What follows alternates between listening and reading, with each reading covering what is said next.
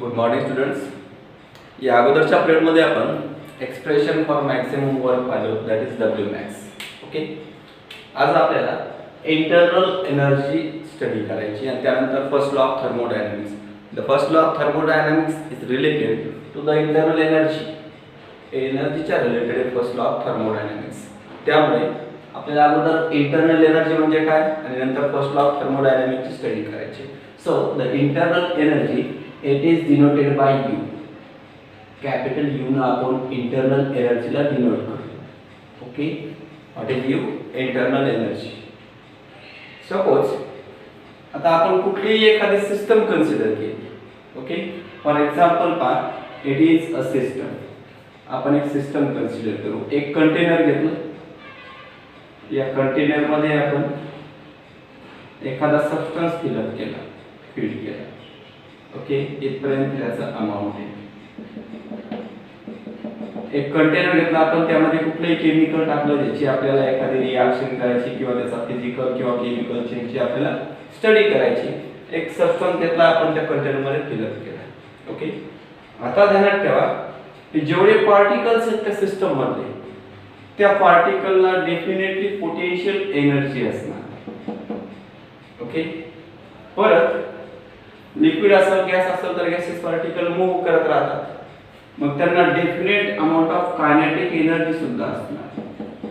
Okay, so every substance is associated with a definite amount of energy. आपल्याला माहिती आहे कुठलाही सबस्टन्स असेल, कुठल्याही सबस्टन्स मध्ये एनर्जीचे डेफिनेट अमाउंट स्टोर्ड केलेलं असतं. The stored amount of energy in a substance is generally known as its potential energy. And if a subject is or object is in the motion, जर एखादा कुठला object motion मध्ये असेल तर त्या motion मुळे त्याला जी एनर्जी असोसिएट होते त्याला आपण जनरली कायनेटिक एनर्जी म्हणतो. Okay, so in this way we can say that every substance is associated with a definite amount of energy in the form of kinetic energy or in the form of potential energy. समजलं? So what is the internal energy? Internal energy is the total amount of energy associated with a substance.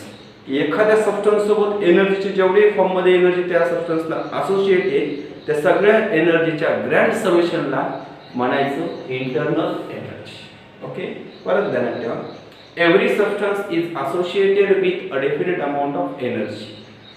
This stored energy in a substance or object is called its internal energy. परत ध्यानात ठेवा, what is internal energy? Every substance is associated with a definite amount of energy. This stored energy in a object is called its internal energy. Okay, कुठलाही substance आपण ज्याला thermodynamics मध्ये system म्हणतो, मग एखाद्या सिस्टम मध्ये एनर्जीचे जेवढे फॉर्म त्या सिस्टमला असोसिएट आहेत त्या सगळ्या एनर्जीच्या ग्रँड समेशनला आपण जनरली इंटरनल एनर्जी म्हणतो. Okay, and it is denoted bye you. आपण यू न डिनोट करतो. ध्यानात ठेवा, internal energy is a state function. Internal energy हे स्टेट फंक्शन आहे. आपण state function and path function अगोदर डिस्कस केलेलेच आहे. इथं ध्यानात ठेवा, internal energy is a state function. So change in internal energy is denoted by delta U. Delta you means change in internal energy. You काय असतं? Internal energy. डेल्टा यू काय? Change in internal energy. So the change in internal energy is denoted by delta U. Delta U, what is delta U? Change in internal energy. So delta U is equal to, we can write u2 minus u1. आता ध्यानात ठेवा, जर एखादी system change झाली from its initial state to the final state, की एका state मधून एखादी सिस्टम जर दुसऱ्या स्टेट मध्ये काय झाली, चेंज झाली, ट्रान्सफॉर्म झाली, तर त्याची सुरुवातीला जी इंटरनल एनर्जी आहे त्याला आपण u1 म्हणतो. Internal energy of system at initial state. आणि u2 म्हणजे फायनल स्टेटला त्या सिस्टमची जी इंटरनल एनर्जी असणार आहे त्याला आपल्याला u2 म्हणायचं. What is u2? Internal energy of a system at final state. Okay, या दोन्हीतला जो डिफरन्स आहे, internal energy of final state and internal energy of a system at initial state, या दोन्हीचा डिफरन्सला आपण म्हणतो change in internal energy. Okay, ध्यानात ठेवा, इंटरनल एनर्जी हे स्टेट फंक्शन आहे आणि कुठलंही स्टेट फंक्शन हे त्याच्या फक्त इनिशियल स्टेट आणि फायनल स्टेटवर डिपेंड असतं. Okay now so delta U is equal to U2 minus U1. गोष्ट ध्यानात ठेवा. What is internal energy? Internal energy म्हणजे काय? Every substance is associated with a definite amount of energy. This stored energy in a substance is called its internal energy, and internal energy is denoted by U, whereas as it is a state function, the change in internal energy, that is delta U, is equal to U2 minus U1, where U2 is the internal energy of a system at final state and U2 is the internal energy of a system at initial state. Okay समजलं internal energy म्हणजे काय? Okay now यानंतर आपल्याला आता first law of थर्मोडायनामिक्सची study करायची. So we are going to learn one of the important fundamental law of the thermodynamics, that is the first law.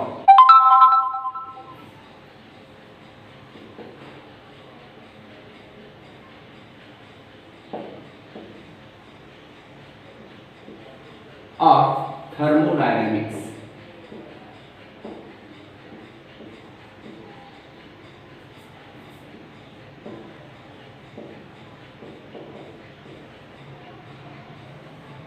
ध्यानात ठेवा आपल्याला फर्स्ट लॉ ऑफ थर्मोडायनामिक्स करायचा. हे तुम्ही अगोदर शिकलेले, फक्त वेगळ्या कन्सेप्ट मध्ये आपल्याला स्टडी करायचं आहे. ध्यानात ठेवा first law of thermodynamics is simply the law of energy conservation.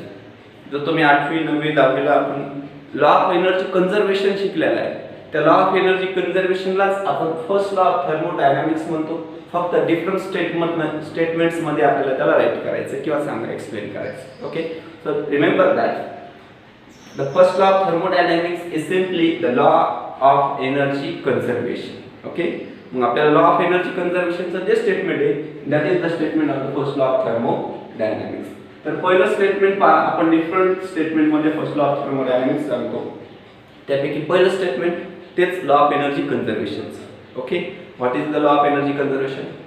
The law states that energy can not be created, can not be destroyed, it can only converted from one form to another form. Okay energy तयारही करता येत नाही किंवा नष्टही करता येत नाही, फक्त एका फॉर्म मधून दुसऱ्या फॉर्म मध्ये ट्रान्सफॉर्म करता येते. That is the first law of thermodynamics. तोच first law of thermodynamics. Okay energy can not be created not destroyed, it can only converted from one form to another form. So it is the first statement of the first law of thermodynamics. आता दुसरं पाहायचं आपल्याला, त्याच स्टेटमेंटला वेगळ्या याच्यामध्ये right करायचं. First law न energy कंजर्वेशनच्या law काय सांगितलं? एनर्जी क्रिएटही करता येत नाही आणि डिस्ट्रॉय करता येत नाही. याचाच अर्थ काय? एनर्जी तयारही होत नाही, एनर्जी नष्टही होत नाही. म्हणजे एनर्जी जेवढी येते तेवढीच राहणार आहे. एनर्जी जेवढी तेवढी ॲज इट इज राहणार आहे. So energy is constant. Energy is constant. की एनर्जी काय राहणार आहे? कॉन्स्टंट. पण कशाची? आपण याच्या अगोदर डिफरन्स प्रोसेस पाहिलेल्या की सिस्टम आणि सराउंडिंग एनर्जीचा एक्सचेंज करतात in the form of heat और in the form of work. कुठलीही सिस्टम आपण दोन फॉर्म मध्ये एनर्जीचा एक्सचेंज करताना पाहिलेली, एक तर हीटच्या फॉर्म मध्ये किंवा मग वर्कच्या फॉर्म मध्ये. मग जर सिस्टम हीट किंवा वर्कच्या फॉर्म मध्ये एनर्जीचा एक्सचेंज करत असेल तर सिस्टमची एनर्जी कॉन्स्टंट राहणार नाही. पण आपण दुसरी पाहिलं, सिस्टमने जेवढी एनर्जी लॉस केली तेवढी कुठे जाते? सराउंडिंग मध्ये. आणि सिस्टमने जेवढी एनर्जी गेन केली तेवढी कुठून गेन होते? From the surrounding. म्हणजे याचा अर्थ काय? System plus surrounding, system plus surrounding दोन्हीची मिळून जी एनर्जी आहे ती एनर्जी कॉन्स्टंट आहे. Okay so it is the first law of thermodynamics. The sum of the internal energy of a system and its surrounding is constant. System आणि surrounding दोन्हीच्या internal एनर्जीचं summation हे कॉन्स्टंट आहे. आणि system आणि surrounding दोन्हीला मिळून आपण थर्मोडायनामिक्स मध्ये युनिवर्स म्हणतो. So what is system plus surrounding? System plus surrounding is equal to the universe in thermodynamics. मग आपण काय सांगतो? सिस्टम आणि सराउंडिंग दोन्हीची मिळून एनर्जी कॉन्स्टंट आहे, म्हणजे एनर्जी कोणाची कॉन्स्टंट आहे? युनिवर्सची. Okay so the total internal energy of the universe is constant. The total internal energy of the universe is constant is also a statement of first law of thermodynamics. The second statement is first law of thermodynamics. पहिले काय पाहिलं आपण? Energy cannot be created, cannot be destroyed, it can only converted from one form to another form. दुसरं काय पाहिलं? the total internal energy of the universe is constant, किंवा you may say that the internal energy of the universe is constant or energy of the universe is constant. Okay, second statement. समजलं. Third part, आता आपण types of system पाहिले. आता तीन type of system पाहिले. आता पहिलं ओपन सिस्टम, दुसरं क्लोज सिस्टम आणि तिसरं पाहिलं होतं आयसोलेटेड सिस्टम. तर आपण आयसोलेटेड सिस्टम मध्ये पाहिलं होतं की आयसोलेटेड सिस्टम ही त्याच्या सराउंडिंग सोबत एनर्जी आणि मॅटर दोन्हीचा एक्सचेंज करत नाहीये. What is isolated system? The system which can not exchange either energy or matter with the surrounding is called isolated system. आपण अगोदर पाहिलेलं आहे. म्हणजे आयसोलेटेड सिस्टम सराउंडिंग सोबत एनर्जी आणि मॅटर दोन्हीचा एक्सचेंज करत नाही. म्हणजे याचा अर्थ काय की आयसोलेटेड सिस्टम एनर्जीचा एक्सचेंज करत नाही. म्हणजे आयसोलेटेड सिस्टमची एनर्जी काय कॉन्स्टंट आहे. It is the third statement of the first law of thermodynamics. परत ध्यानात ठेवा, पहिलं स्टेटमेंट लॉ ऑफ एनर्जी कन्झर्वेशनचं, energy can not be created, can not be destroyed, it can only converted from one form to another form. दुसरं त्यालाच आपण दुसऱ्या वर्डमध्ये ट्रान्सलेट केलं होतं, the total internal energy of the universe is constant. आणि तिसरं काय रिलेटेड आहे आयसोलेटेड सिस्टमच्या. Okay, so the total internal energy of the isolated system remains constant. The total internal energy of an isolated system is constant. समजलं. पहिला law energy conserve, पहिलं statement energy conservation, दुसरं statement जे पाहिलं आपण ते युनिवर्सच्या रिलेटेड आहे, तिसरं स्टेटमेंट आयसोलेटेड सिस्टमचं पाहिलं. ओके, परत ध्यानात ठेवा, तिन्ही परत सांगतो. ओके, पहिलं statement energy can not be created, can not be destroyed, it can only converted from one form to another form. दुसरं the internal energy of the universe is constant. तिसरं statement the internal energy of an isolated system is constant. समजले. हे तिन्ही different statement मध्ये आपण सांगितले, पण तिन्हीचा meaning एकच आहे. स्टेटमेंट डिफरंट आहे पण त्या सगळ्यांचा मीनिंग एकच आहे. The total internal energy of the universe, that is the system plus its surrounding, remains constant and it is called the first law of the thermodynamics. समजला first law of thermodynamics. Okay, आता आपल्याला first law of थर्मोडायनामिक्सचं mathematical equation पाहायचंय, त्यालाच आपण formulation म्हणतो. Okay, so we are going to study formulation.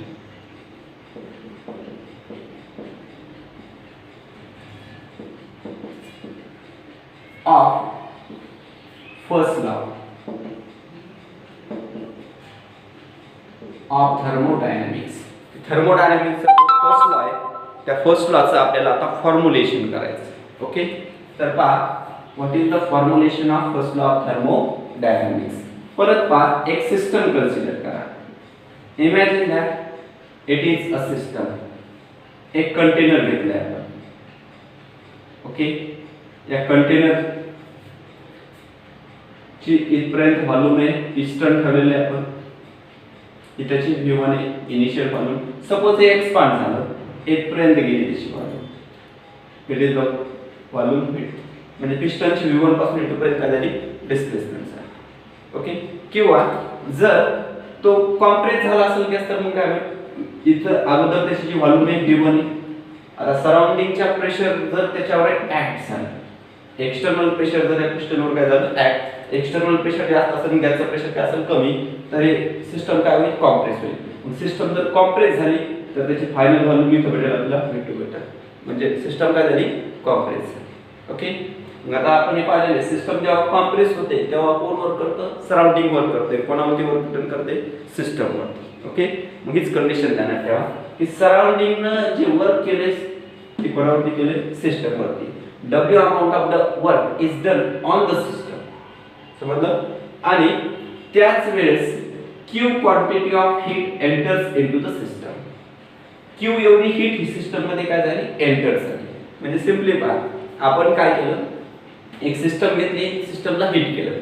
किती heat केलं सिस्टमला, Q एवढ्या क्वांटिटी मध्ये हीट सिस्टमला आपण सप्लाय केली, म्हणजे सिस्टमला हीट केलं.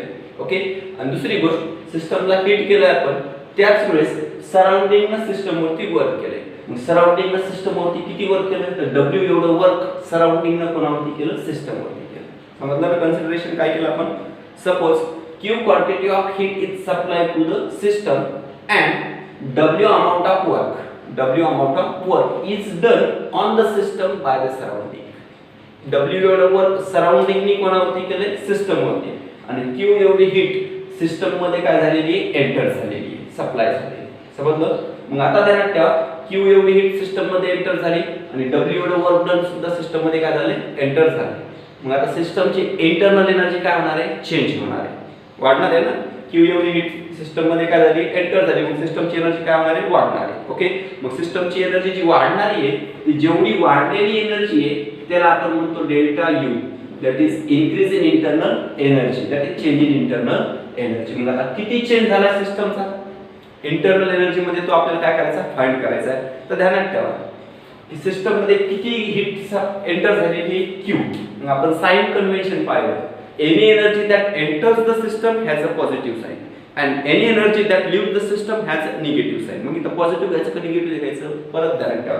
Q एवढी हीट सिस्टम मध्ये काय झाली, एंटर झाली, मग जी एनर्जी सिस्टम मध्ये एंटर होते तिचं साइन काय असतं, प्लस, म्हणून आपण इथं घेतलं Q.